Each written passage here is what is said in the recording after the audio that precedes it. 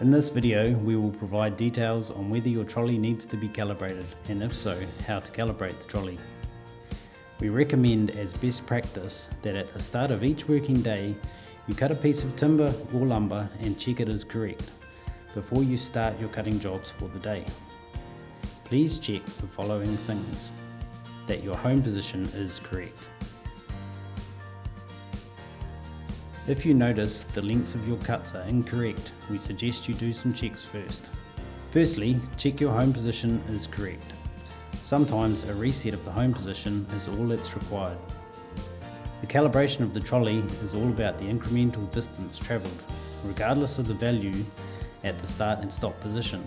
If you find the distance is always incorrect by the same amount, then the calibration is correct and the home position is wrong.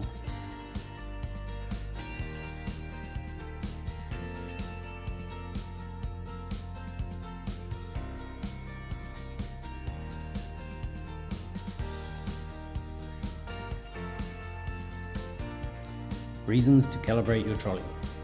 There are a few reasons as to why you might need to calibrate your trolley. These include: the machine is not cutting the correct length, a physical jam up, although this can normally be solved by returning to home, the home sensor has been replaced, or the drive belt has been replaced. If the home position is correct, next check a long length cut to determine whether the calibration will solve the issue.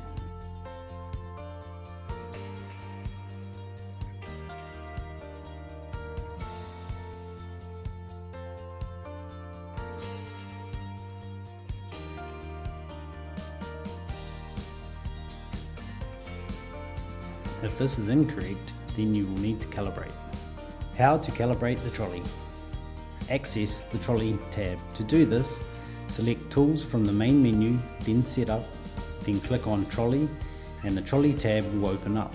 For calibration, the information on the left-hand side of the screen is very important to be aware of: soft limits, home positions, and calibration distance.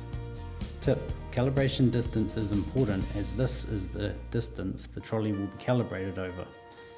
The larger the distance, the more accurate the calibration will be. Another point to highlight on this screen is pulses per millimeter under the positioning section. The pulses per millimeter will automatically be adjusted once calibration has been completed. Select the Calibrate button within the trolley tab and follow the prompts on screen. These prompts are: please reset, enable home, then disable both servo drives before you begin.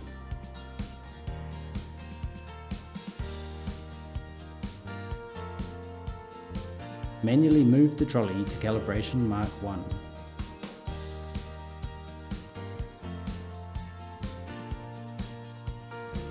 Manually move the trolley to calibration mark 2.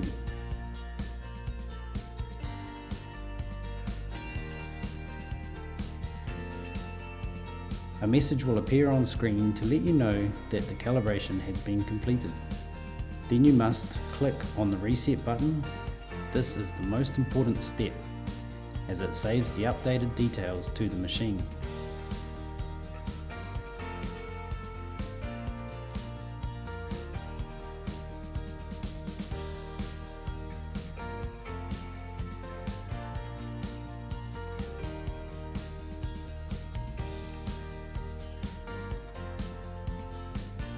If you have completed the calibration but see an error message on the screen like this, please check the following things: that your home position is correct.